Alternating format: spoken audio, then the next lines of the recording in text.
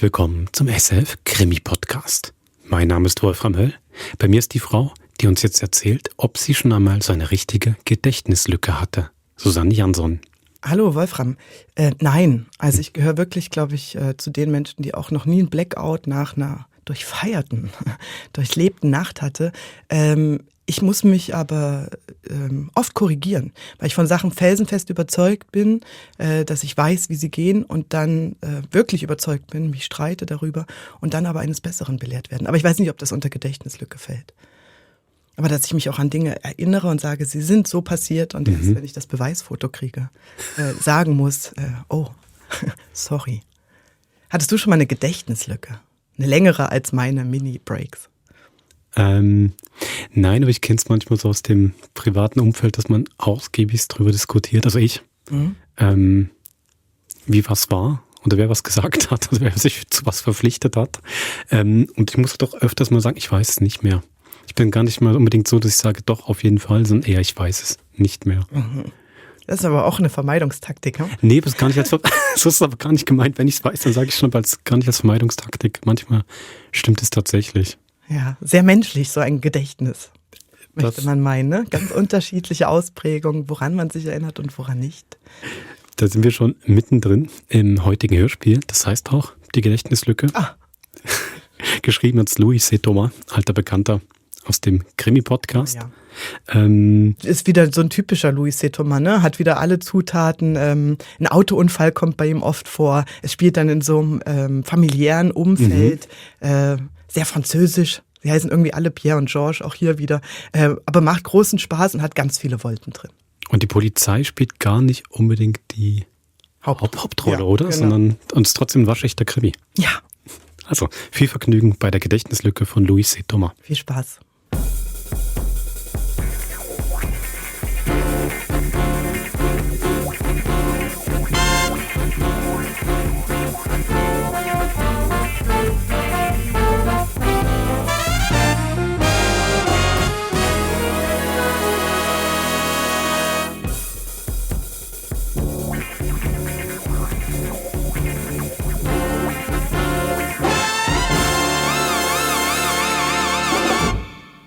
Es ist Besuch für Sie da, Madame Sermese. Ach, mein Bruder. Nein, Madame, die Polizei. Kommen Sie herein, Monsieur. Guten Tag, Madame. Guten Tag.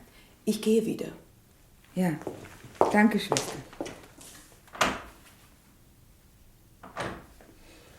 Oberinspektor Grégoire. Ach, Sie kommen Wegen des Unfalls, ja, Madame. Die Schwester hat mir gesagt, Sie seien beinahe wiederhergestellt.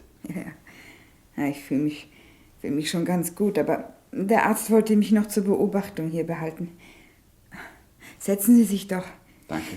Irgendwo muss hier ein Stuhl sein. Der Hocker da tut's auch.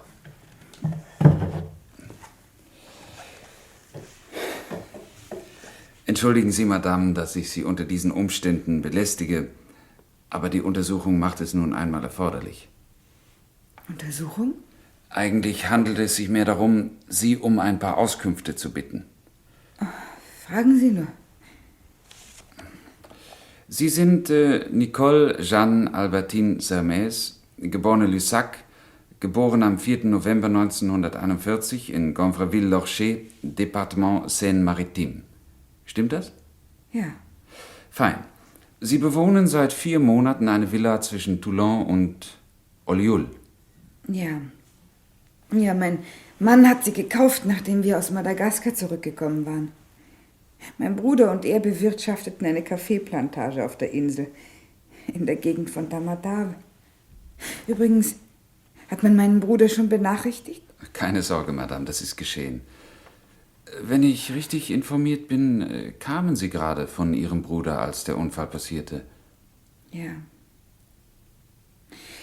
Ja, nach dem Verkauf der Plantage und unserer Rückkehr nach Frankreich hat Pierre sich in Ist Pierre Ihr Bruder?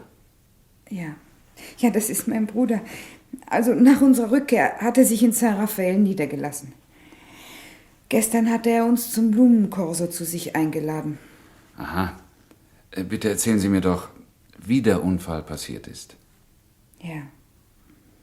Ja, wir haben noch alle 3 zu Abend gegessen und dann Es war schon ziemlich spät.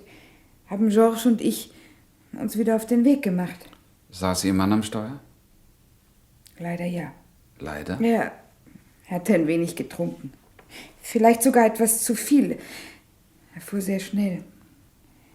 Ja, und mitten in einer Kurve geschah es dann. Der Wagen kam ins Schleudern. Ich weiß noch, dass ich geschrien habe: Bist du verrückt? Pass doch auf! Ja, dann entsinne ich mich an nichts mehr. Ein Lastwagenfahrer soll uns am frühen Morgen gefunden haben. Ja, richtig. Sie sind beide aus dem Wagen herauskatapultiert worden. Ein Ginsterbusch hat Ihren Sturz Madame gemildert und dadurch sind Sie mit ein paar Quetschungen davongekommen. Leider hat Monsieur Hermès nicht dasselbe Glück gehabt. Ja, ich weiß. Ist der Wagen vielleicht durch einen äußeren Vorgang ins Schleudern gekommen? Was für einen äußeren Vorgang? Zum Beispiel, weil Ihr Mann einem anderen Wagen ausweichen wollte. Oder weil er vielleicht durch ein entgegenkommendes Fahrzeug geblendet Ach so, wurde. nein. Nein, es gab keinen anderen Wagen. Ja, dann trägt er also ganz allein die Verantwortung. Meine arme Nicole. Pierre, endlich. Ich habe es gerade erfahren. Man hat mir gesagt, du seist kaum verletzt. Ein paar leichte Quetschungen, ich habe Glück gehabt. Ich bin in einen Busch geflogen. Aber der arme Georges. Ja, furchtbar. Und gestern Abend waren wir noch so vergnügt zusammen. Oh, entschuldigen Sie, Monsieur. Habe ich Sie unterbrochen? Monsieur ist von der Polizei. Oberinspektor Grégoire. Pierre Lissac. Das ist mein Bruder, Herr Inspektor. Ja. Soll ich Sie allein lassen? Nein, wir sind gerade fertig geworden. Also dann auf Wiedersehen, Madame. Auf Wiedersehen, Inspektor. Und entschuldigen Sie nochmals. Aber ich bitte Sie. Auf Wiedersehen, Monsieur. Auf Wiedersehen, Herr Inspektor. Ein Inspektor? Was soll das bedeuten? Ach, er wollte nur genau wissen, wie der Unfall passiert ist. Er braucht die Einzelheiten, um seinen Bericht zu schreiben. Moment mal. Was ist denn?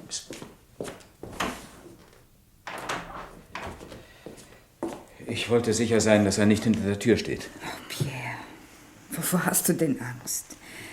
Jetzt ist doch alles erledigt. Nein, im Gegenteil. Es fängt erst alles an. Was soll das heißen? Rate, wo er ist. Dein toter Mann. Was? Im Operationssaal. Im Operationssaal? Ja. Ist er denn nicht tot? Nein. Oh Gott. Man hat es zuerst geglaubt. Und man wollte ihn schon ins Leichenschauhaus bringen, aber da kam Dr. Bleville dazu. Wer? Dr. Bleville. Ein bekannter Hirnspezialist. Er hat ihn genau untersucht und dann hat er alle Welt angebrüllt, dass der Verletzte noch nicht tot sei.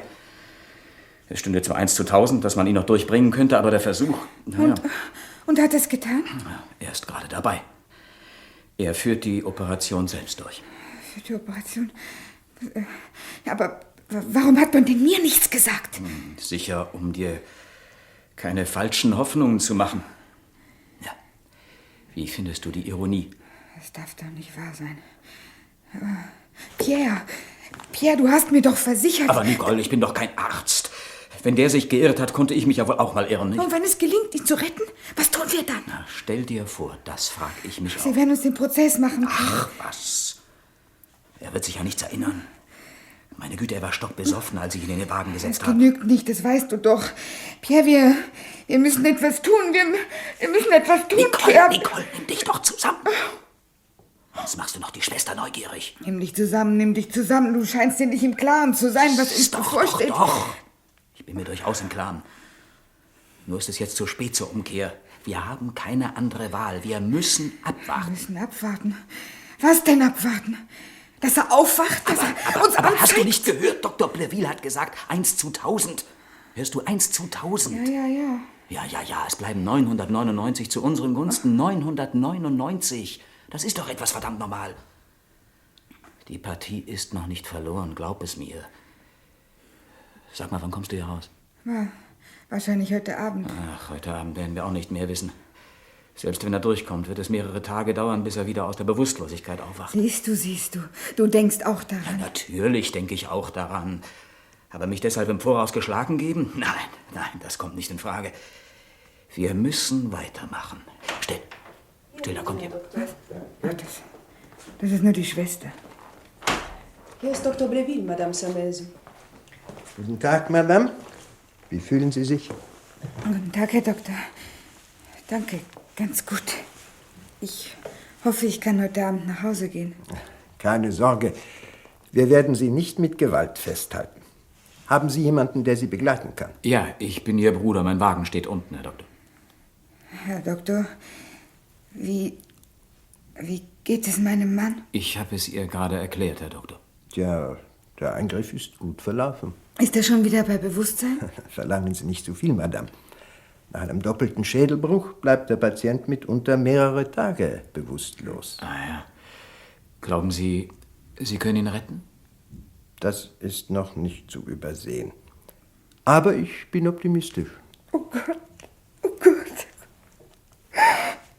Entschuldigen Sie. Das ist die Reaktion. Aber Nicole, du hast keinen Grund mehr zu weinen. Aber der Doktor sagt doch, dass Hoffnung besteht. Ja, lassen Sie nur. Das erleichtert. Schwester, geben Sie Madame Saint-Mese ein Beruhigungsmittel, bevor sie fortgeht. Gut, Herr Doktor. Sie versprechen mir aber, Monsieur, dass Sie Madame heute Abend nicht allein lassen. Aber da können Sie ganz beruhigt sein, Herr Doktor. Wir sind Ihnen sehr dankbar für das, was Sie getan haben. Solange eine Chance besteht, ist ja schließlich unsere Pflicht.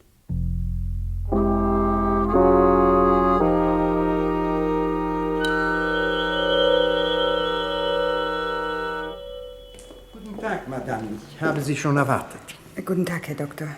Wie geht es ihm heute? Besser, wesentlich besser. Er ist wieder bei Bewusstsein und hat heute Morgen zum ersten Mal mit der Schwester gesprochen. Ach, er hat mit dir gesprochen? Ja. Was hat er denn gesagt? Ja, nur ein paar einfache Sätze. Ich habe Durst, es tut weh. Ja, es ist nicht überwältigend, aber es ist ein gutes Zeichen, ein sehr gutes Zeichen sogar. Mehr hat er nicht gesagt. Nach 4 Tagen Bewusstlosigkeit darf man nicht zu anspruchsvoll sein, Madame. Ja. Er wird erst nach und nach wieder zu sich kommen. Sie werden sicher gleich selbst davon überzeugen können. Herr Doktor, ich wollte eigentlich... Ich meine, wird es nicht zu anstrengend für ihn sein? Im Gegenteil, Ihr Besuch wird ihm bestimmt gut tun. Kommen Sie, ich begleite Sie.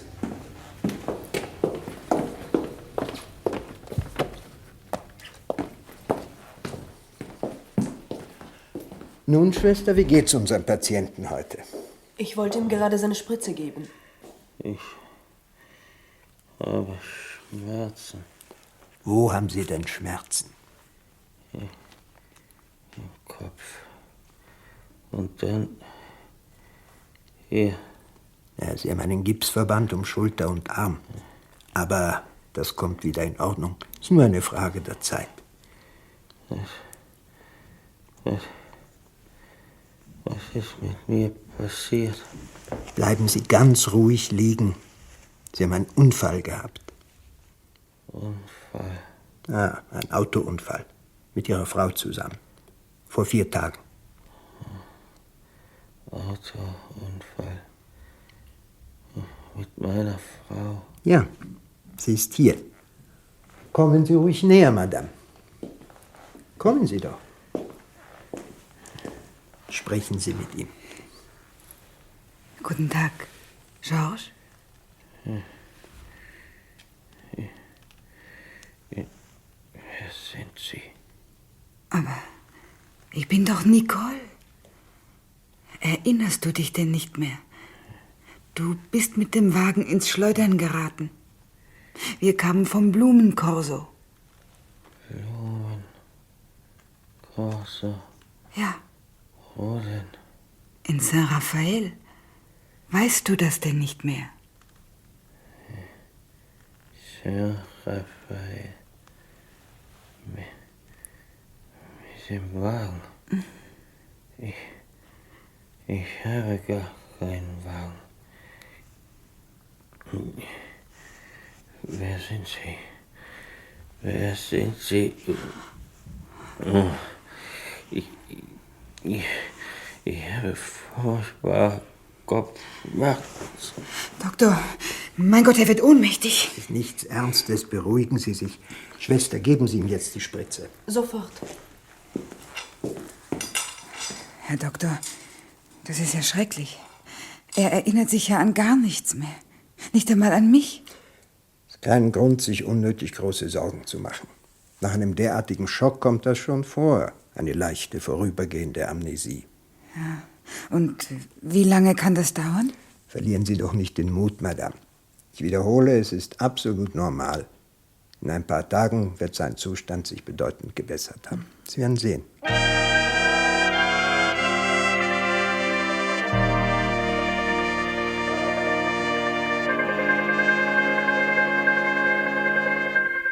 Geschafft.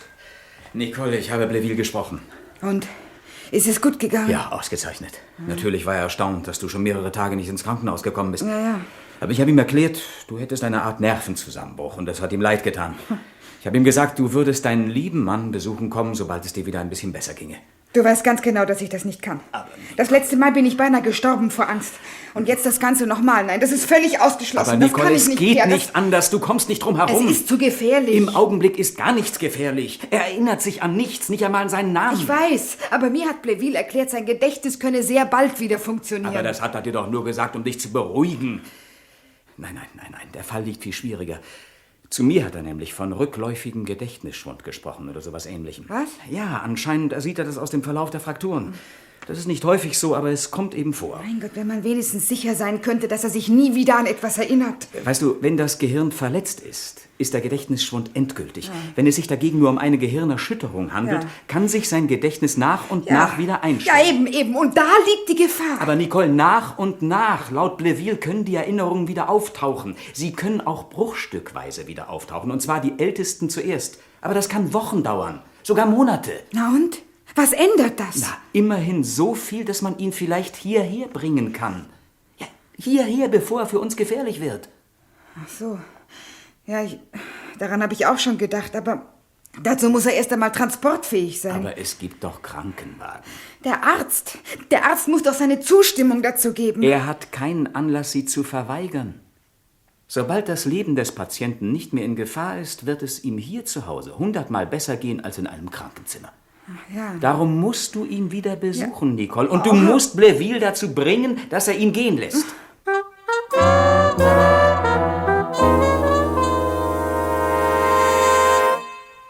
Unser Patient sieht ja heute fabelhaft aus, nicht wahr, Madame? Ja, er hat schon wieder ein bisschen Farbe im Gesicht. Wie fühlen Sie sich denn, Monsieur? Sehr gut, danke. Keine Kopfschmerzen mehr? Nein, es geht. Ja, dann habe ich eigentlich nichts mehr dagegen, Sie nach Hause zu entlassen. Sie sagen ja gar nichts. Madame, haben Sie ihm denn die erfreuliche Nachricht noch nicht mitgeteilt? Doch, aber er glaubt mir nicht. Also, Monsieur, Sie werden sich im eigenen Heim, in den eigenen 4 Wänden wohler fühlen. Eine sonnige Villa, ein großer Park, die Ruhe. Herr Doktor, ich tue wirklich mein Bestes, um ihn davon zu überzeugen. Wie oft soll ich denn noch sagen, es ist ein Missverständnis? Monsieur, Sie müssen etwas Geduld haben. Diese Gedächtnislücke wird sich schon wieder schließen. Übrigens, eine nicht seltene Erscheinung nach einem Autounfall. Ich kann nicht Auto fahren. Ich habe noch nie ein Auto gehabt. Ich war in Marseille. Nein, in Saint-Raphaël. In Marseille. Ich war in Marseille. Das schadet Ihnen, wenn Sie sich so aufregen. Also, was ist denn Ihrer Meinung nach genau passiert? Was ist denn Ihre letzte Erinnerung? Herr Doktor, sollten wir ihn nicht heute... Ich muss viel getrunken haben. Enorm viel. Ich war stockbesoffen. Danach erinnere ich mich an nichts mehr. Diese Frau will mir etwas einreden. Ihre Frau? Das sagt sie. Ach, wirklich, Georges. Du kannst doch nicht immer noch behaupten, dass du mich nicht erkennst. Sie ist nicht meine Frau. Ich bin nicht verheiratet. Ich habe sie nie gesehen. Ich bin noch nie in Saint-Raphaël gewesen. Ja. Ich habe kein Auto gehabt. Ja, natürlich. Beruhigen Sie sich, Monsieur Sermet. Ich heiße nicht Sermet. Ich heiße... Ja? Sie heißen? Ich weiß nicht. Ich weiß nicht. Aber ich bin sicher, dass ich nicht Sermet bin. Ich bin nicht Sermet. Ich bin nicht verheiratet. Vorsicht mit dem Gips. Ich bin nicht Fuchteln Sie Sermet. doch nicht so viel herum. Ich bin nicht verheiratet. Ich bin nicht saumäßig. Warten Sie bitte im Ich bin Korridor. nicht in San Rafael gewesen. Selbstverständlich, Herr Doktor. Ich habe kein Seien Sie Auto doch gehabt. ruhig. Seien Sie bitte ganz Nicht ruhig. Sie saumäßig. müssen sich Ich habe kein Auto gehabt. Nicole. Pierre? Du bist hier? Ja. Ja, du, ich warte auf das Ende der Visite. Was ist denn? Er hat einen richtigen Anfall. Ja? Er will nicht aus dem Krankenhaus weg. Hoffentlich lässt er sich doch noch überreden. Wenn du sehen würdest, in welchem Zustand er ist. Oh, Pierre, Ja? da ist noch was. Nicht so laut. Aber was ist denn? Er hat von Marseille gesprochen. Verdammt. Und was hat er gesagt? Ja, nichts weiter. Er erinnert sich nur, dass er betrunken war. Sonst nichts. Aha. Zum Glück ist der Doktor überzeugt, dass er Marseille mit San Rafael verwechselt. Wir müssen ihn dringend hier rausbekommen. Da ist der Doktor. Herr Doktor, wie geht's ihm jetzt? Keine Sorge, Madame, er ist jetzt eingeschlafen. Ah, guten Tag, Monsieur Lussac. Guten Tag, Herr Doktor. Ach, Herr Doktor, sagen Sie bitte, glauben Sie nicht, dass seine eigenen vier Wände einen günstigen Einfluss auf ihn haben würden? Ja, sicher, sicher. Aber Sie werden viel Geduld mit ihm haben müssen, Madame. Ich weiß das, Herr Doktor. Ich wünsche nur eins, dass er gesund wird. Ja. Und Sie können sich darauf verlassen, Herr Doktor. Ich werde meine Schwester nach besten Kräften unterstützen. Ich werde mir Ihren Vorschlag noch mal überlegen, Madame.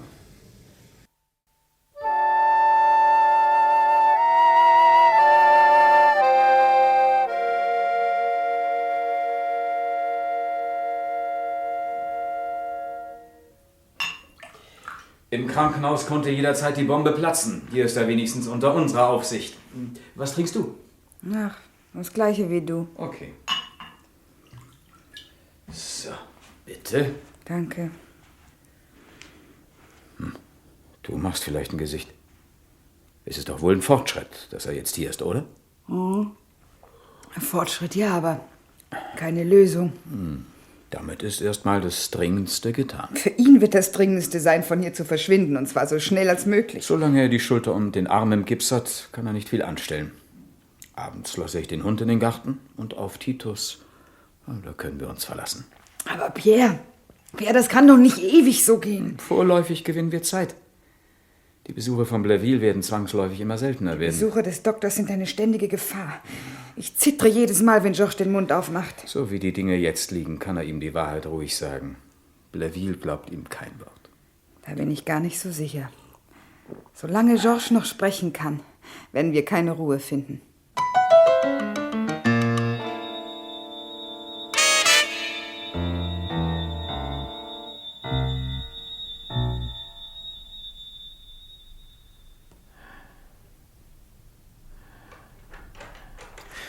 Hey! Ist da jemand?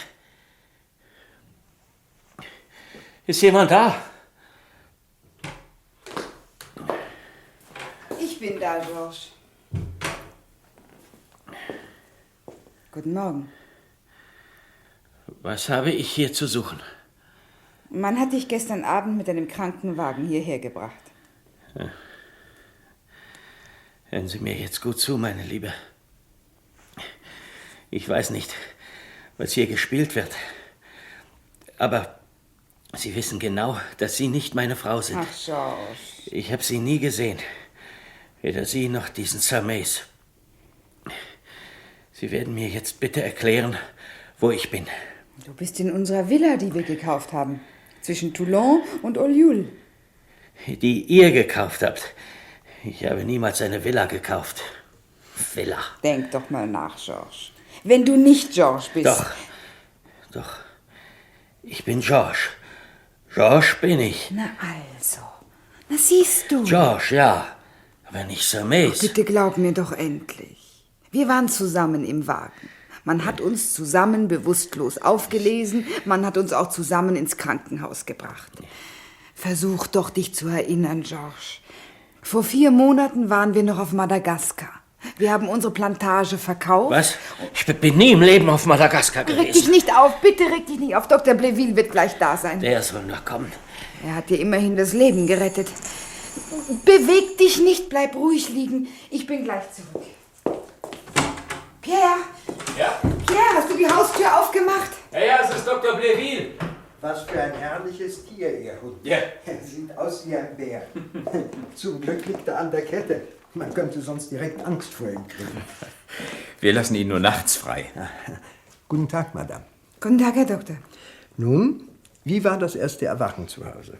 Ja, ziemlich schlecht. Ach, sein Zimmer, seine vertraute Umgebung wiederzusehen, hat gar keinen Eindruck auf ihn gemacht? Leider nein. Ach, doch. Doch, natürlich. Er hat sich an seinen Vornamen erinnert. Na also, das ist doch immerhin schon ein Anfang und kein unwesentlicher. Verlassen Sie sich auf meine Erfahrung, Madame. Gehen wir doch mal zu ihm. Ja, und wenn Sie mich brauchen, ich bin im Garten, ja? Gut, danke. Bitte hier herein, Herr Doktor. Siehst du, Georges, wie ich es dir gesagt habe. Es ist Dr. Bleville. Na, wie geht's? Kein Fieber, keine Kopfschmerzen, sozusagen voll in Form, hm? Warum haben Sie mich hierher gebracht? Weil ich der Meinung bin, dass Sie zu Hause besser aufgehoben sind als im Krankenhaus. Ich bin hier nicht zu Hause. Nehmen Sie mich wieder mit, Doktor. Bringen Sie mich zurück ins Krankenhaus. Seien Sie doch vernünftig, Monsieur. Vernünftig. Sie haben gut reden. Niemand glaubt mir. Wenn ich sage, dass ich nicht Siamese bin und dass ich nie auf Madagaskar war, macht...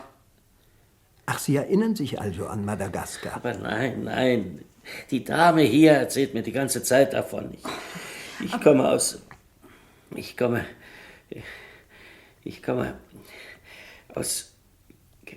Brasilien.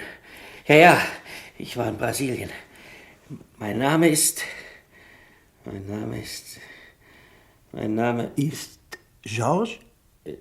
Georges Vierson. Nicht Siamese. Ich bin Georges Vierson. Ich werde es beweisen. Ich habe in Brasilien gelebt. Ich spreche Portugiesisch. Natürlich spricht er Portugiesisch. Deine Mutter stammte doch aus Portugal. Nein, das stimmt nicht. Sie war eine... Ja, erzählen Sie mir von Ihrer Mutter. Ja, ich kann nicht. Das ist eine Lücke. Aber der Name Vierson, der ist mir wieder eingefallen. Das ist mein richtiger Name. Sind Sie sicher? Ja. Haben Sie nicht vielleicht kurz vor Ihrem Unfall einen Vierson kennengelernt? Ach nein. Einen Vierson, der Ihnen seine Lebensgeschichte erzählt hat. Ach Gott, Georges, bitte versuch doch, dich zu erinnern. Ich flehe dich an.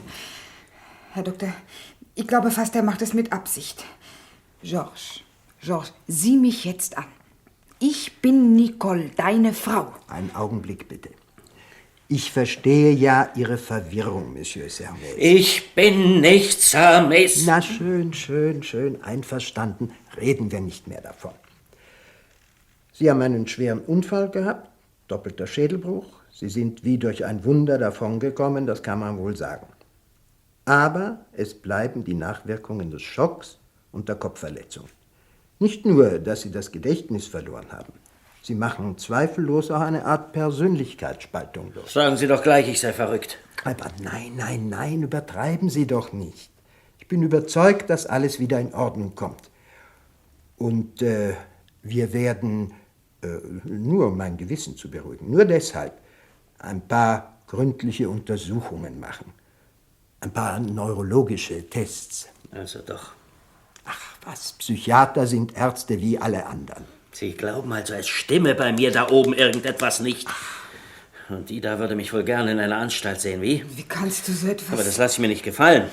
Ich werde mich wehren, ich werde die Polizei benachrichtigen. Ja, natürlich, sicher. Sie machen alles ganz, wie Sie wollen. Nicht wahr, Madame? Aber ja, natürlich, wenn es Sie nur beruhigt.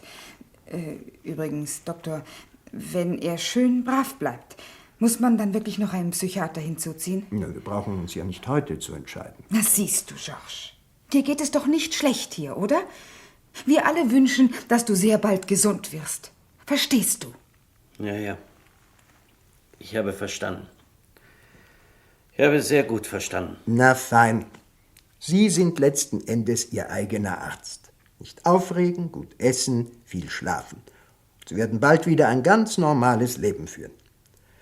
Übrigens, wir könnten doch mal versuchen, ein paar Schritte gemeinsam zu gehen. Hm? Was meinen Sie? Wenn Sie wollen. Also, kommen Sie. Soll ich Ihnen Stehen helfen, Sie Herr auf. Doktor? Ja, danke, Madame. Bitte. Komm, George. So, stützen Sie sich nur auf mich. Geht es? So. Schön langsam. Mir wird schwindlig. Ja, Oh, komm, das halt- ist ja halt dich ganz fest. normal, das geht vorüber. Stützen Sie sich nur auf mich, haben Sie keine Angst. Versuchen Sie, bis zur Terrasse zu gehen. Bitte, Madame, seien Sie doch Ja. so liebenswürdig, machen Sie die Tür Ja, natürlich. auf. So, das geht ja schon prächtig. Ich habe ganz weiche Knie. Ja, es ist ja auch ganz normal nach so langer Bettruhe, ist kein Wunder. So, jetzt atmen Sie tief durch.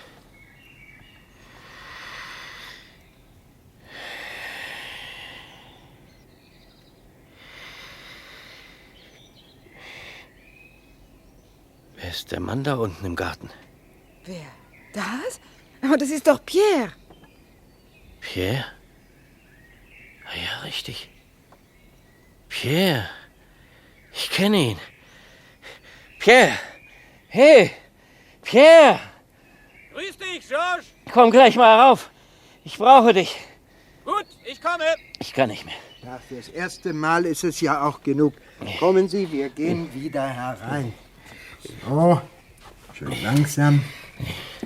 So, prima.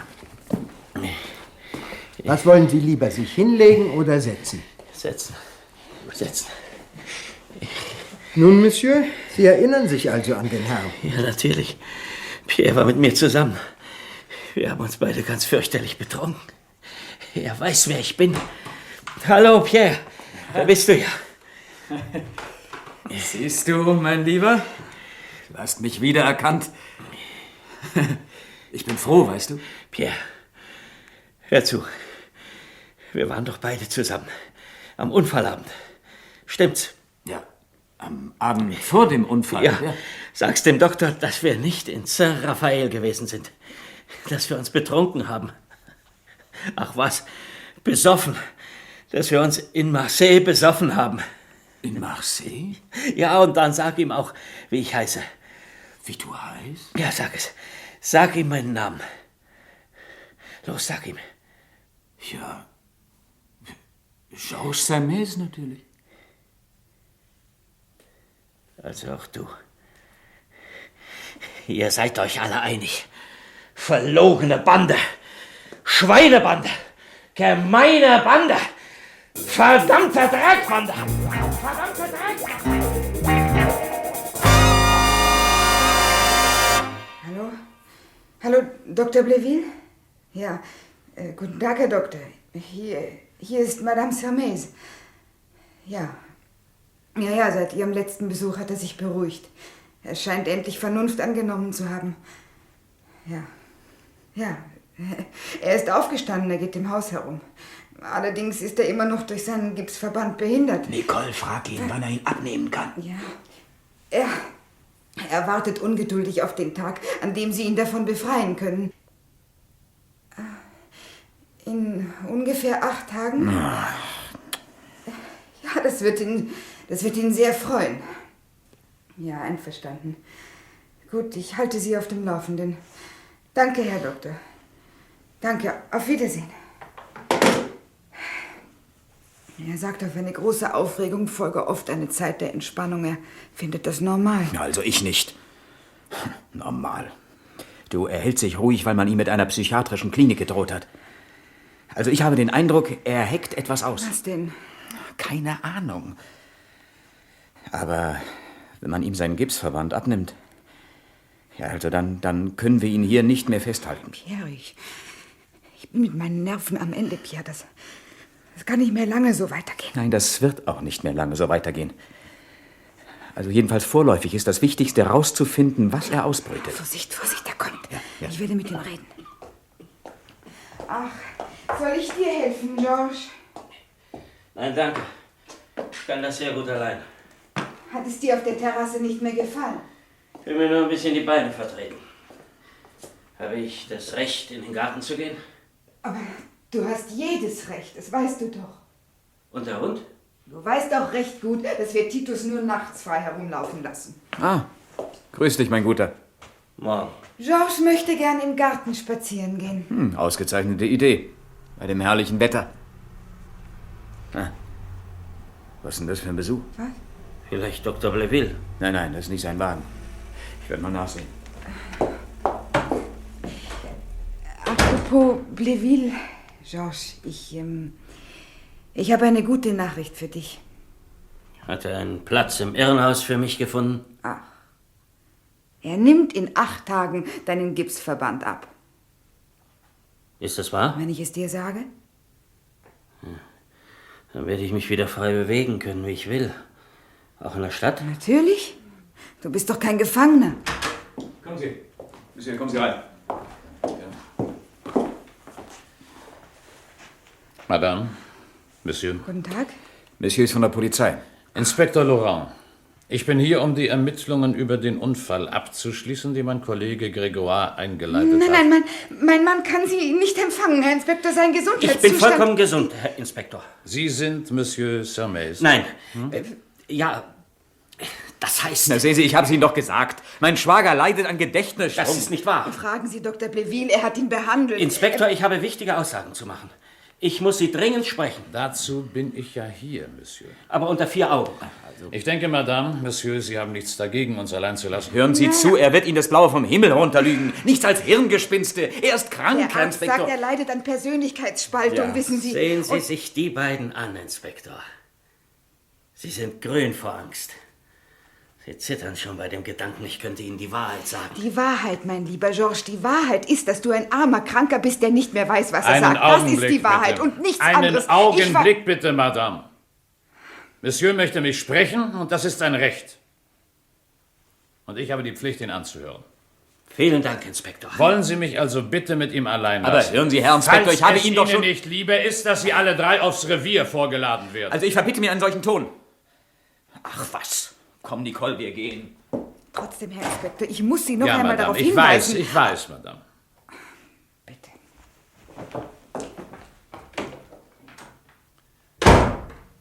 Bitte, Monsieur. Ich stehe Ihnen zur Verfügung. Man sperrt mich hier ein, Inspektor. Man hindert mich, mit der Außenwelt in Verbindung zu treten. Sie schließen sogar das Telefon weg. Sie bilden sich ein, ich merke es nicht. Aber ich bin dahinter gekommen. Ja, gut, aber bitte sprechen wir doch zuerst einmal über den Unfall. Stimmt. Ich habe einen Unfall gehabt, an den ich mich allerdings in keiner Weise erinnere. Stimmt, ich habe einen doppelten Schädelbruch erlitten und habe mehrere Tage ohne Bewusstsein gelegen. Es stimmt auch, dass ich beim Erwachen das Gedächtnis völlig verloren hatte. Aber von da ab stimmt nichts mehr, was man von mir behauptet. Mit Hilfe Ihres Bruders versucht Madame Sermais mir einzureden, ich sei ihr Ehemann. Ach, und warum, glauben Sie, macht sie das? Das weiß ich nicht. Und Ihrer Ansicht nach sind Sie nicht Sermais? Nein, ich bin nicht Sermais. Aber sogar Dr. Bleville glaubt mir nicht. Sogar er ist überzeugt, dass ich geisteskrank bin. Und als die Rede auf eine psychiatrische Klinik kam, habe ich deshalb lieber den Mund gehalten. Aber Inspektor, inzwischen kann ich mich an immer mehr Einzelheiten aus meinem Leben erinnern. Und Sie haben den anderen nichts davon gesagt? Nein, ich wartete auf eine Gelegenheit, mich jemandem anvertrauen zu können. Also, wer sind Sie wirklich? Mein Name ist Vierson. Vierson. Georges Vierson. Ich habe meine Eltern nie gekannt. Aufgewachsen bin ich in Paris. Ich habe meinen Militärdienst im Artillerieregiment 405 in Hyères geleistet, im Departement Var. Mit 22 Moment, Jahren bin bitte, ich nach... Bitte, nicht ganz so schnell, ich notiere mir das. Ach so, ja. Im Entschuldigung. Departement Var. So, und dann? Mit 22 Jahren bin ich nach Brasilien gegangen. Ich bin 15 Jahre geblieben. 15 Jahre? Glauben Sie mir nicht? Doch, bitte, fahren Sie fort. Ich bin auf der Marsilia nach Frankreich zurückgekehrt und 8 Tage vor dem Unfall in Marseille an Land gegangen. Mein Pass war völlig in Ordnung. Es wird leicht sein, meinen Namen in der Passagierliste festzustellen. Und in Marseille? habe ich im Hotel Modern gewohnt. Auch dort werden Sie meine Spur finden. Am Abend, der dem Unfall voranging, habe ich Pierre Lussac kennengelernt. Den Bruder von Madame Sermes. Ja, ich wusste nicht, dass er eine Schwester hat. Tja, wir fanden uns sympathisch und ich habe ihm meine Lebensgeschichte erzählt. Wir haben einen ausgiebigen Lokalbummel gemacht.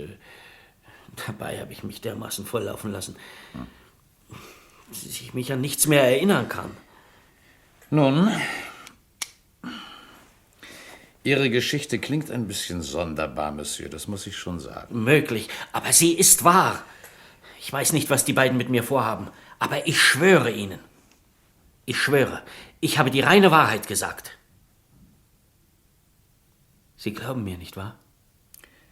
Ich möchte Ihnen gern glauben. Aber wissen Sie, mein Beruf verbietet mir, etwas ohne Beweise zu glauben. Ach, Beweise werden Sie genügend bekommen, wenn Sie nachforschen. Werden Sie es tun, ja? Werden Sie meine Angaben nachprüfen? Das kann ich Ihnen versprechen. Wie lange brauchen Sie? Nun, ich denke, 2 Tage werden genügen. Und in 2 Tagen kommen Sie wieder? Das verspreche ich Ihnen auch.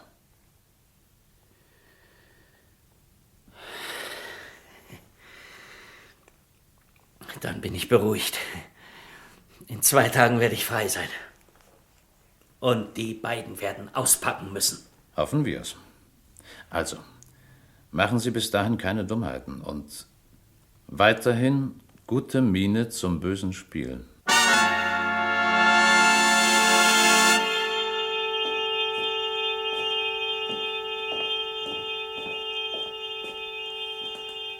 Georges, hör endlich auf, dauernd hin und her zu rennen. Macht mich ganz nervös. Wie spät ist es? 3:30. Warum legst du dich nicht ein Stündchen hin? Ich bin nicht müde. Der Doktor hat aber angeordnet, Der Doktor kann mir einen Buckel runterrutschen. Gut. Seit 2 Tagen bist du von einer Unruhe. Ich weiß nicht, was der Polizist dir erzählt hat. Das werdet ihr vielleicht eher erfahren, als euch lieb ist. Inzwischen hat sich wohl niemand über mich zu beklagen. Niemand beklagt sich. Ich habe mit Pierre erst heute Morgen darüber gesprochen, was für erstaunliche Fortschritte du machst. Mein lieber Pierre, wo steckt er eigentlich? Ja, er sieht nach, wie es Titus geht. Ist die Bestie etwa krank? Wir wissen nicht, was er hat. Er weigert sich zu fressen. Pierre hat ihn in den Zwinger gesperrt. Wenn es morgen nicht besser geht, müssen wir den Tierarzt holen. Ach, du bist hier? Ich wollte dich gerade auf deinem Zimmer besuchen. Wie geht es Titus? Immer noch nicht besser. Georges, ich bringe dir Besuch. Kommen Sie, Inspektor, kommen Sie rein. Guten Tag, Inspektor. Guten Tag. Guten Tag, Madame. Endlich, Inspektor. Ich habe schon ungeduldig auf Sie gewartet. Haben Sie nachgeforscht? Es tut mir leid, Sie enttäuschen zu müssen. Sie haben keine Nachforschungen angestellt? Oh doch. Ich habe Punkt für Punkt die Angaben überprüft, die Sie mir gemacht haben. Also gibt es kein Problem mehr? Nein, Monsieur, es gibt kein Problem mehr. Und wenn Ihr Gesundheitszustand nicht so schlecht wäre, dann müssten Sie jetzt mit einer Strafanzeige wegen Irreführung eines Beamten rechnen. Was reden Sie da? Ich sage, dass die Angaben, die Sie mir gemacht haben, nur Ihrer Fantasie entsprungen sind. Es hat zu der Zeit, die Sie mir genannt haben, niemals einen Liaison in den Fürsorgeakten von Paris gegeben. Was? Auch keinen Liaison im Artillerieregiment 405. Das ist doch nicht möglich. Sie müssen sich irren. Sie sind nie Passagier auf der Marsilia gewesen. Sie haben nie im Hotel Modern in Marseille gewohnt. Aber das stimmt nicht, das ist falsch. Das sind eindeutige Tatsachen, Monsieur. Leider. Tja.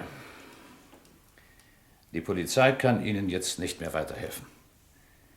Das kann wohl nur noch die Medizin. Ja, ich hatte es Ihnen ja gleich gesagt, Herr Inspektor. Madame, es war meine Pflicht, nachzuprüfen. Ja.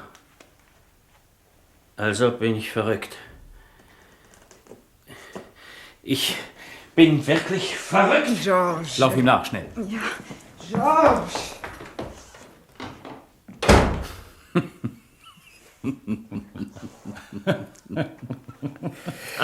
Das hat gut geklappt, was? Inspektor Laurent, ich setze Sie auf die Beförderungsliste. Also, wenn man mir geweissagt hätte, Ausgerechnet ich würde eines Tages die Rolle eines Inspektors spielen. Ja, das war der einzige Weg, um zu erfahren, was er vorhat. Naja, was der vorhat und ob der spinnt, ist mir doch egal. Eure Geschichten interessieren mich nicht.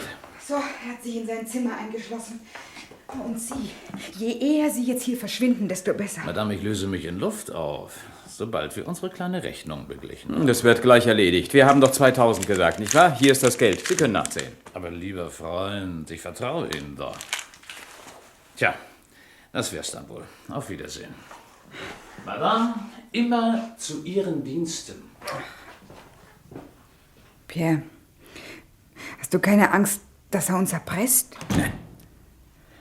Da brauchst du dir keine Sorgen zu machen. Ich habe ihn in der Hand. Wieso? Naja, wer in Abwesenheit verurteilt wurde, kann sich kein Aufsehen erlauben. Meinst du nicht auch? Und der da oben? Wie geht es ihm? Ich fürchte, es hat ihm den Rest gegeben. Ja, damit rechne ich stark. Jetzt dürfte er bereit sein, alles zu wagen, um auszureißen.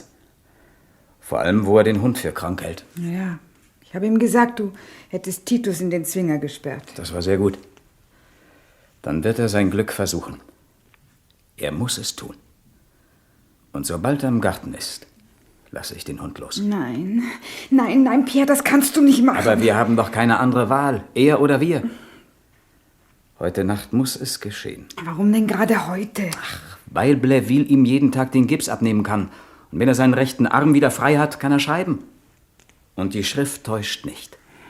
Er wird ohne Schwierigkeit beweisen können, dass er nicht dein Mann ist. Pierre, wir hätten das nicht tun dürfen. Nein, wir hätten nicht weitermachen dürfen, als wir wussten, dass er nicht tot war. Aber von dem Augenblick an war doch die Polizei in den Fall eingeschaltet. Wir hatten keine Möglichkeit mehr, uns zurückzuziehen. Und jetzt noch weniger als vorher. Also er oder wir. Nicole, wo bist du? Was ist denn jetzt schon wieder? Hier, Nicole, im Wohnzimmer. Nicole, hast du verstanden? Er darf nur noch an seine Flucht denken. Ja, ich habe verstanden.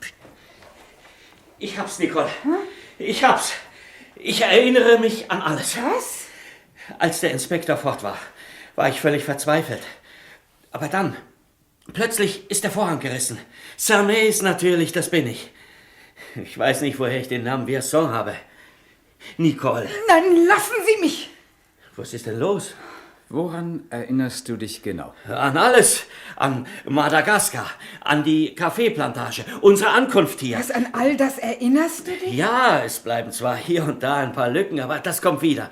Ich bin sicher, das kommt wieder. Sag mal, willst du uns auf den Arm nehmen? Auf den Arm nehmen? Du glaubst nicht, dass mir... Nein. Das sieht ja ähnlich. Aber es stimmt. Und du, Nicole, glaubst du mir? Das ist doch nicht zu fassen. 24 Stunden am Tag bemüht ihr euch, mir zu beweisen, dass ich Georges Samet bin. Und jetzt, wo mein Gedächtnis wieder ganz klar ist... Findest du nicht, dass der Spaß lange genug gedauert hat? Reg dich nicht auf, mein Lieber. Ich verstehe, dass du überrascht bist. Aber ich sage die Wahrheit. Alles ist wieder wie vorher. Genug! Jetzt hör dich auf! Willst du vielleicht sagen, ich sei nicht Samet? Das weißt du ganz genau. Du bist nicht Samet. Und der Beweis ist... Ja, Beweis ist, dass Samet, der echte Samet, hinten im Park 6 Fuß unter der Erde liegt. Pierre! Mit 3 Kugeln im Leib.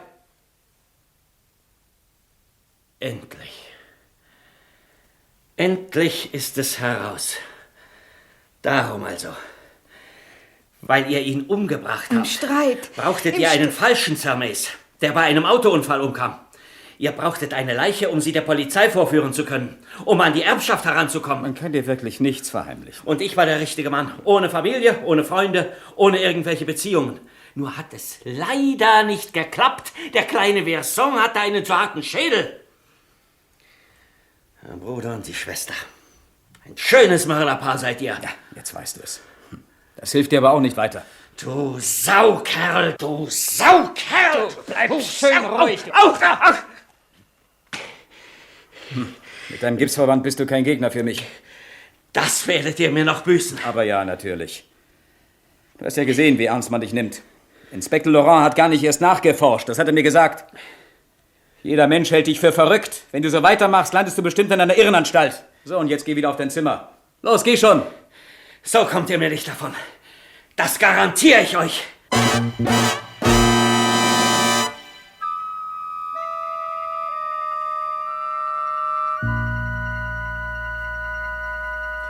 Ich habe ihn in sein Zimmer eingeschlossen. Im Augenblick rennt er hin und her. Was ist denn eigentlich in dich gefahren, Pierre? Warum hast du ihm denn die Wahrheit gesagt? Ja, aber entschuldige mal, ich habe es mit Absicht getan. Jetzt sind wir sicher, dass er versuchen wird, diese Nacht abzuhauen. Ja, und wenn es ihm gelingt? Ach, mit Titus kann nichts schiefgehen. Und außerdem mit seinem gebrochenen Arm kommt er nicht weit. Ja, aber wie kann er denn überhaupt weg, wenn du ihn in sein Zimmer eingeschlossen Er hast? kann auf die Terrasse hinaus. Und dann Gott befohlen.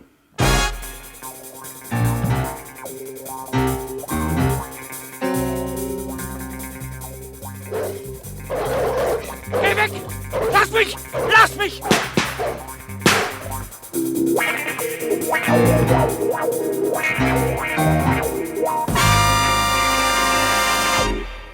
Ein Glück, dass Ihr Kollege da war, Inspektor Grégoire. Wenn er nicht geschossen hätte, hätte mir das verdammte Biest die Kehle durchgebissen. Darauf haben die beiden ja gehofft.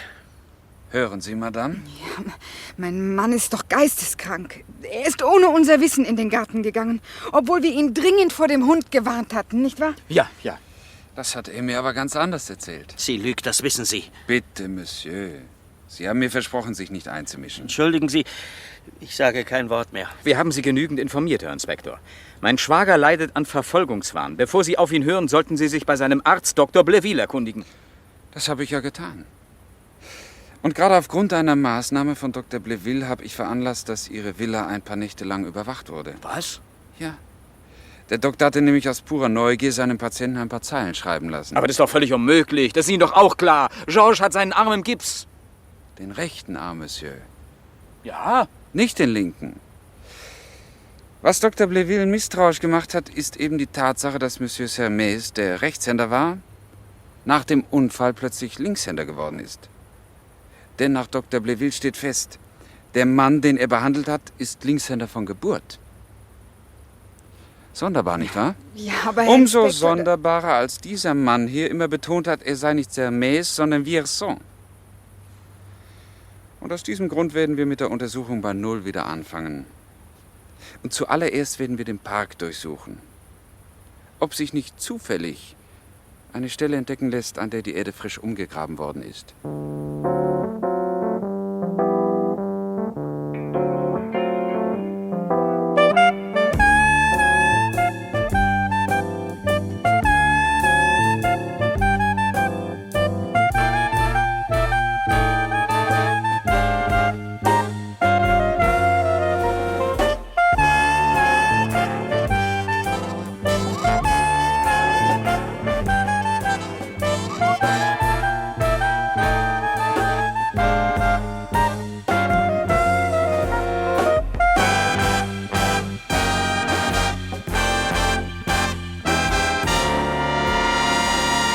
Wolfram, boah, was für ein Stress, durch den die beiden da gegangen sind, oder?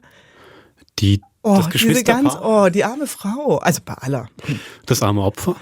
Natürlich, du hast recht, aber Pierre lässt sie auch immer so allein mit ihm und sie muss so lange was vorspielen und es ist alles immer so gereizt. Alles so plastisch vorstellt, da hast du recht. Ja, und sie sagte schon von Anfang an, ich will das nicht, kann das nicht, hat sich schon bei diesem Autounfall ja mit ins Auto gesetzt, ist also, weißt du, von vornherein auch schon irgendwie angeschlagen. Ich war nachher, nach den 55 Minuten jetzt ganz froh, dass das mal ein Ende hatte, weil dieses Mitleiden mit ihnen. Diese stressige Situation für alle. Einfach, genau. Genau, hey, tolle Wolken. Ich kann sie jetzt gar nicht alle aufzählen, aber es sind ja wirklich viele überraschende Wendungen. Und so ein, zwei habe ich, alter Fuchs, natürlich schon vorausgeahnt. Aber welche? Der Polizist zum Beispiel. Ich hätte es genau so gemacht, in so eine hermetische, abgeschlossene... Dein kriminelles Hirn. Naja, aber so ein Kammerspiel und dann bringst du jemanden rein, der sofort als Vertrauter akzeptiert wird, wo alles mal ausgeplaudert wird. Wir kriegen neue Informationen. Das wusste ich schon, dass das nicht ein echter sein kann, aber umso überraschender dann andere Sachen. Also wie zum Beispiel das... bitte, sag du. Also du warst den Polizisten? Ich bin dem Polizisten auf den Leim gegangen, muss ich sagen. Doch, zumindest beim ersten Mal. Es wird ja auch schön eingeführt, dass sie erst nicht wissen, wer kommt denn da? Der Arzt? Nein, das kann nicht sein. Doch. Ein Polizist. Ich finde, sie spielen wirklich gut mit, das Geschwisterpaar. Und auch, dass er die Sachen überprüft und dann nochmal kommt und sagt, okay, ich habe es überprüft, das stimmt aber nicht. Ich finde, dass er nochmal auftaucht, macht ihn für mich noch glaubwürdiger. Ich habe aber dann auch die Wolte sehr gut nachvollziehen können. Insofern ist ja auch trotzdem beim ersten Gespräch der Polizist schon sagt, ja, mein Kollege hat mich geschickt. Also er benennt ja schon, okay, ich bin nicht einfach bin ein anderer Polizist, als den wir schon gehört haben die ganze Zeit. Nee, ich bin da gutgläubig. Also wenn du mir mal so einen Streich spielen möchtest, ich mache da mit. Ich habe gedacht, ich habe mich dann halt ganz clever gefühlt für 5 Minuten und bin dann aber voll reingelaufen in das, was Pierre da macht, dass er nämlich den ganzen Plan ausplaudert vor Georges und dass er nachher nur absichtlich gemacht hat, um ihn wirklich zur Flucht zu treiben. Da dachte ich dann wieder, Mensch, das ist clever. Guter Mann. Guter Gangster. Guter Gangster, ja. Ich muss ja sagen, dass ich wirklich lange geglaubt habe, dass Georges und Nicole ein Ehepaar sind. Also schon, dass sie ihn umbringen wollten. Ja, das habe ich dann schnell verstanden, selbst ich. Aber ich dachte auch, als er so behauptet, er sei aus Brasilien und hätte einen ganz anderen Namen, dass es ihnen beiden sogar noch in die Karten spielen würde, weil er noch nicht sich erinnert, dass er wirklich ihr Mann ist und sie wirklich versucht haben, den Mann umzubringen. Verstehst du, wie ich meine? Ja, das stimmt. Es ist auch das finde ich aber gut gemacht, wirklich. Genau, das stimmt. Auch dadurch, dass Pierre der Bruder ist und nicht ein Geliebter, bleibt es irgendwie in diesem Kosmos so. Ja. Es macht aber nachher eigentlich keinen großen Unterschied mehr. Klar ist ja einfach nur, sie wollen ihn framen. Na doch, aber ich finde, für mich macht es nochmal überraschender, nochmal stärker, dass sie tatsächlich einfach irgendeinen armen Schlucker aufgelesen haben, der quasi keine Geschichte hat in Frankreich und dass der echte Georges schon durchlöchert begraben ist. Das sind alles so Fälle, die heutzutage nicht mehr möglich wären, mit Gesichtserkennung, Fingerabdrücken etc. pp. DNA-Analyse. Ja, gut, das ist jetzt, es taucht ja einfach nur als Unfall auf und eingeweiht sind ja eigentlich auch nur Ärzte und Betroffene und gar nicht so ein Polizeifall. Ja, aber was du gerade gesagt hast, Brasilien, das Stichwort, das finde ich ja auch geschickt gebaut, dass immer wieder so exotische Getaways oder große Geschichten, also was ist das für eine Plantage, die sie da hatten und verkauft haben? Was hat er in Brasilien gemacht? Das wird gar nicht weiter ausgeführt, aber das ist natürlich immer so ein bisschen, also auf der einen Seite klingt es nach einem großen Reichtum, eine Plantage zu haben und auf der anderen Seite so ein Auswanderer, das scheint so ein bisschen shady zu sein. Finde ich krasse Leerstellen, wo ich dachte, also hat jetzt keinen Platz, hat auch keine Not in dieser Geschichte, aber hätte ich gerne mehr zugehört. Naja, ich glaube, also Madagaskar war ja eine französische Kolonie, 1960 dann unabhängig, als das Stück in den 70ern gemacht wurde, vielleicht in Frankreich dann Ende 60er. Sie mussten verkaufen. Na, das muss irgendwie schon danach gewesen sein, nach der Unabhängigkeit, aber ich denke, dass das für ein französisches Publikum damals viel mehr angeklungen hat. Da musste man, glaube ich, gar nicht so viel erklären. Und für uns ist das so eine Exotik und für die noch, da war es eine reale Geschichte. Da war ja ganz viele Unabhängigkeitskriege, wo die Länder sich endlich quasi ihre Freiheit erkämpfen konnten gegenüber Frankreich. Hast du denn noch eine andere Wolte, bevor wir zur hauptdramatischen Wendung kommen? Die Fluchtnacht? Schnell überlegen. Wir haben ja auch schon viele genannt. Eine Frage vielleicht noch, aber keine Wolte. An mich oder an das Hörspiel? Okay, sag mal. Ja, mit so einem Autounfall, wo man versucht, jemanden umzubringen und selber aber da lebend rauskommen will, wie das genau funktioniert. Oder? Das stimmt. Ist eine gewisse Leerstelle, oder? Genau. Ja, also die kommen ja wunderbar raus. Ja. Es ist natürlich eine gute Tarnung. Also wenn du jemanden, der mit involviert ist, dabei ist, das macht das Bild eines unauffälligen, harmlosen Unfalls natürlich weniger suspekt, als wenn jemand in ein Messer läuft oder alleine verunfallt. Aber wahrscheinlich nicht angeschnallt. Keine Ahnung, ich meine, die waren ja Hacke zu. Das sagen sie ja alle immer wieder. Gut, ich fand halt diese Entwicklung auch, dass man nicht wusste, wie lang ist dieser Gedächtnisverlust. Und dann, das habe ich jetzt überhaupt nicht überprüft, habe ich keine KI durchgejagt und keinen Arzt draufschauen lassen, ob das alles so aufgeht, wie der Louis C. Thomas das schreibt. Aber wann diese Informationen wo im Stück kommen und wie das begründet wird, finde ich auch ganz schön. Und auch, ist ja nachher ausschlaggebend, dass der Arm eingegipst ist von Anfang an. Ja. Das ist ein schönes Detail, was so notwendig ist. Eben die Fluchtnacht, da gehen wir langsam auch Richtung Arm. Genau. Die böse Bestie im Garten, der Hund von Baskerville. Genau, da habe ich trotzdem auch wieder so eine kleine Frage. Wenn jetzt du deinen kranken Ehemann pflegen musst, der behauptet, er sei ein anderer und der wird von deiner wilden Hundebestie im eigenen Garten zerfleischt. Guckt da nicht die Polizei ein bisschen genauer hin? Weil das da so als selbstverständlicher Ausweg geschildert wird? Du schaust halt zu genau hin. Du hast recht. Ich meine, wenn er der Besitzer des Hauses wäre, sollte das Tier in irgendeiner Form an ihn gewöhnt sein, aber... Das auch noch, ja stimmt. Das hast du nicht gemeint. Das andere finde ich ganz logisch aufgebaut eigentlich. Das haben sie so viel vortelefoniert. Es wird innerhalb der Stücklogik oder in der Hermetik der Geschichte so gut gedroppt, dass man da mal sagt, also nachts kann niemand hier raus, weil da ist der gefährliche Hund. Das baut sich doch gut auf, sodass es allen Auftretenden klar sein müsste. Nachts raus, no go. Das habe ich gar nicht hinterfragt. Das stimmt, aber etwas beschränkten. Ja, aber der eigene Hund sollte es eigentlich trotzdem auch nachts nicht machen, oder? Das Herrchen theoretisch, ne? Also das wäre sehr schwieriger Wachhund, wenn man den so hätte. Ja, gefährlich.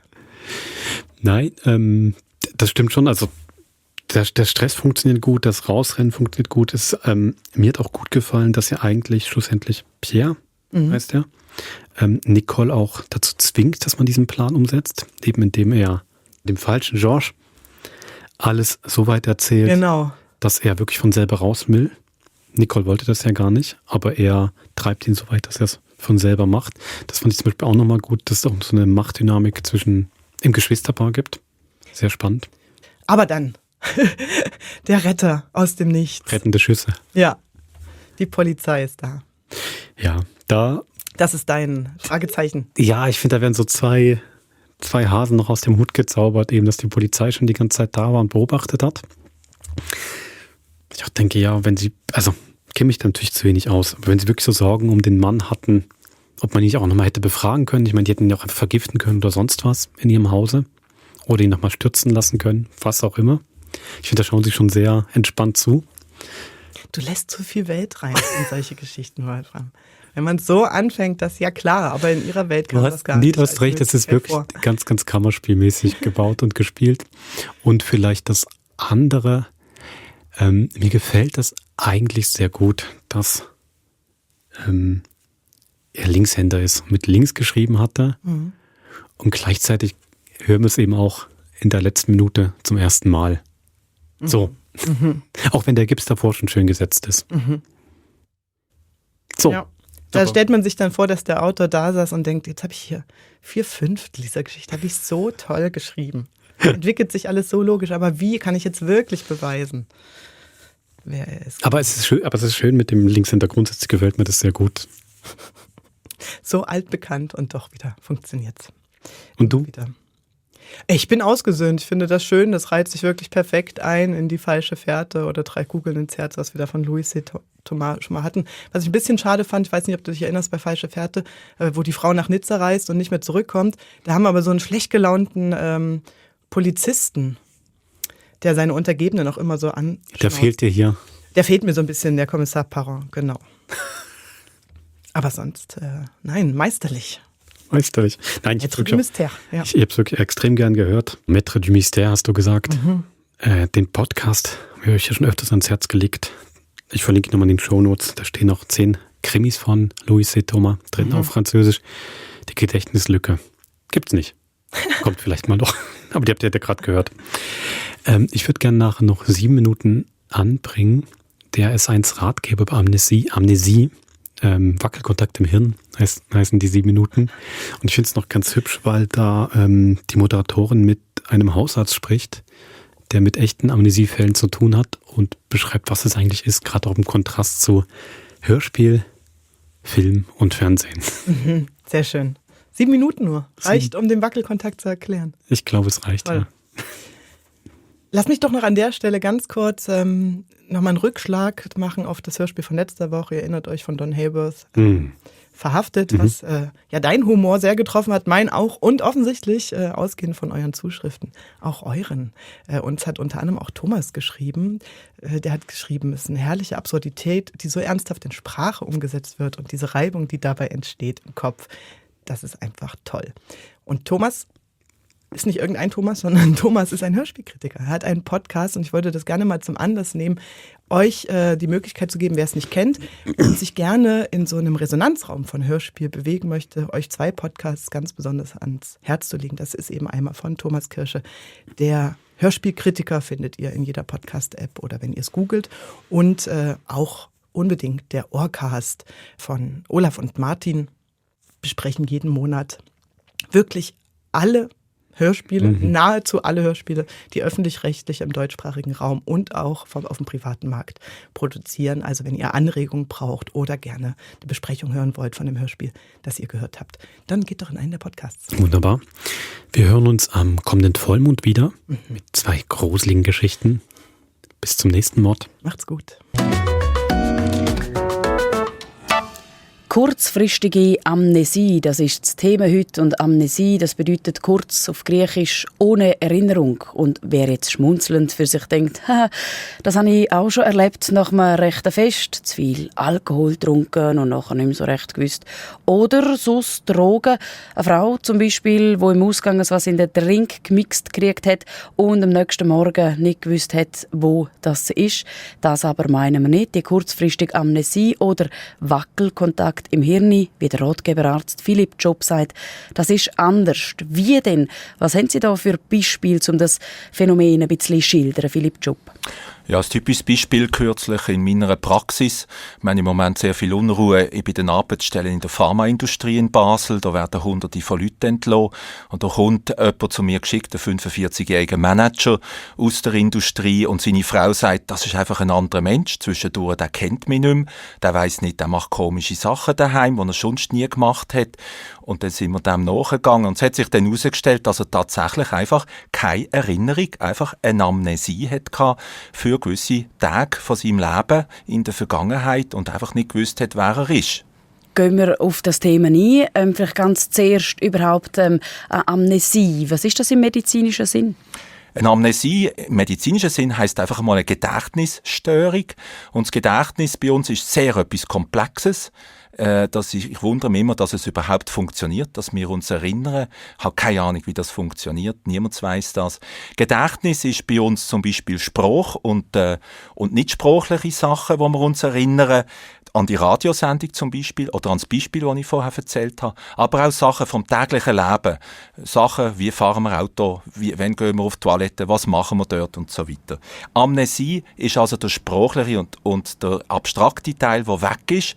Und die Leute können in der Regel alles andere machen, sich anlegen, auf die Toilette gehen, Auto fahren, aber sie wissen dann nicht, wo sie sind oder warum sie dort sind. Jetzt, Philipp Job, passiert das noch viel, dass die Leute das Gedächtnis verlieren? Eigentlich selten. Ich sehe es am eindrücklichsten in den Hollywood-Filmen, wenn die Leute das Gedächtnis verlieren und plötzlich wieder aufwachen und dann eine wahnsinnige Vergangenheit haben, die dann schrecklicherweise entdeckt wird in so einem Film. Bei mir in der Praxis ist das selten. Man kann davon ausgehen, dass ungefähr 10 Personen von 10'000 irgendwann einmal einfach das Gedächtnis verlieren, ohne dass andere Ursachen, einen zu viel getrunken an Silvester oder so, dahinter stehen. Und wenn man älter ist, kann das ein bisschen häufiger vorkommen. Das Risiko steigt dann ab 50 dreifach an. Aber es ist selten. Also ich in meiner Praxis als Hausarzt wird vielleicht 2, 3 so Leute gesehen. Einen habe ich jetzt gesehen schon. Und in 10 Jahren rechne ich mit einem, den ich dann sehe. Also eher etwas Seltenes, die wirkliche, einfache Gedächtnislücke. Zum bei Ihrem Beispiel bleiben, was ist häufig die Ursache für so eine Amnesie? Die klassische vorübergehende Gedächtnislücke oder so eine Gedächtnisschwäche, Amnesie, die hat keine Ursache, wo man richtig dingfest machen kann. Man weiss nicht, warum das passiert. Es ist wirklich eine Art Wackelkontakt im Hirn. Plötzlich ist das weg. Das Gedächtnis spielt sich in verschiedenen Zentren ab und dort gibt es Hypothesen, warum das so ist. Für uns als Ärzte ist viel wichtiger zu wissen, gibt es noch andere Sachen, die dahinter sind. Es gibt natürlich Durchblutungsstörungen, die sich ähnlich äußern können. Die müssen wir ausschließen, weil die sind wichtig. Oder es gibt auch Gehirnerschütterungen, da wissen die meisten Leute, die das einmal hatten, dass man dort auch ein bisschen eine Gedächtnislücke hat, die dann irgendwann wieder kommt. Es gibt Epilepsien, ganz etwas anderes, da gewittert es dann im Hirn, das ist nicht nur ein Wackelkontakt, die können auch ähnlich sein, müssen wir auch ausschließen, Infektionen und manchmal, und das ist auch ein häufiger Grund, ist das im höheren Alter auch einmal ein erstes Symptom von einem Alzheimer oder von einer Demenz. Aber warum, wissen wir eigentlich nicht recht. Wie können Sie es denn merken? Was sind die Symptome jetzt bei Ihrem Beispiel bei dem Mann? Wie haben Sie da gemerkt, dass es eine kurzfristige Amnesie könnte? Also ich habe gemerkt, wie bei vielen Männern, dass die Frau viel beunruhigter ist wie er. Also das, was die Umstehenden beobachten, ist sehr, sehr wichtig, weil man merkt es selber manchmal nicht so. Er ist aber zum Beispiel jetzt sehr nervös gewesen, verstört als Manager, Sachen nicht im Griff zu haben und nicht zu wissen, das beunruhigt extrem. Wenn man nicht genau weiss, wenn man wirklich tief drin ist in einem Gedächtnisverlust, stellt man ständig Fragen, wo bin ich jetzt, was mache ich, was habe ich genau müssen machen, warum hast du das gesagt, was hast du genau gesagt? Also man stellt ständig Fragen, ist unsicher, wirkt ein bisschen verstört, hat dann irgendwie das Gefühl, man sei völlig neben den Schuhen und auf die Umgebung wirkt das sehr beunruhigend. Kann denn die Umgebung, eben die da um einen herum sind, etwas machen? Wenn dann da eben irgendwie der Schock quasi gross ist und man denkt, ui, was ist denn da passiert? Und das Wichtigste ist, wie in meinem Beispiel auch, dass die Frau, der Mann oder die Umgebung, Freunde, Freundinnen, dass die sagen, du, das gehört aber abgeklärt, da stimmt irgendetwas nicht. Und das ist einmal das Allerwichtigste, weil man muss alle die anderen Ursachen von auch Gedächtnisproblemen unbedingt ausschließen und das kann bis zum sehr seltenen Hirntumor auch einmal reichen. Also das Wichtige ist für die Umgebung reagieren, merken, da stimmt etwas nicht und zum Arzt bringen. Und die ganz übrige Beunruhigung, die dann da ist, die auch sehr schwer zu ertragen ist, wenn man merkt, etwas stimmt nicht mit meinem geliebten Ehepartner zum Beispiel, die kann man erst nachher klären, wenn man harte Facts auf dem Tisch hat, um was es geht. Philipp Job, ist das gefährlich, wenn man eben für ein paar Tage oder Stunden so eine Gedächtnisstörung oder eben Wackelkontakt hat, wie Sie sagen? So die Art von Amnesie, von Wackelkontakt, von Störung, nein, die ist nicht gefährlich. Die verschwindet dann auch wieder, wie wir es kennen von der Hirnerschütterung auch, wo ein mechanischer Wackelkontakt ist. Die verschwindet, da bleibt eigentlich fast nichts mehr zurück, das klärt sich alles dann wieder auf. Eine Gefährlichkeit hat es nicht. Es gibt gewisse Studien, die sagen, es hat irgendeine Verbindung mit Durchblutungsstörungen oder Verbindung mit Migränen und so, aber das ist eher auch auf wackeligen Füßen. Und wenn ich merke, dass jemand könnte vielleicht eben in die Richtung gehen, und Sie gesagt haben, lieber einmal vielleicht mehr zum Arzt, habe ich das recht rausgehört? Auf jeden Fall. Und schon bereits ist meine Erfahrung, wenn man beim Arzt das anschaut und schon bereits der Hausarzt eine Untersuchung veranlasst, zum Beispiel ein MRI, also die Röhre vom Kopf und einmal den Kopf durchschiebelt und anschaut, gibt es immer eine riesige Erleichterung, wenn man sieht, nein, das Hirn ist ja eigentlich schon ganz normal. Dann ist man schon einen riesigen Schritt weiter. Ich finde, so etwas wie ein Gedächtnisproblem oder Persönlichkeitsveränderungen unbedingt abklären. Danke vielmals unserem Ratgeberarzt Philipp Job.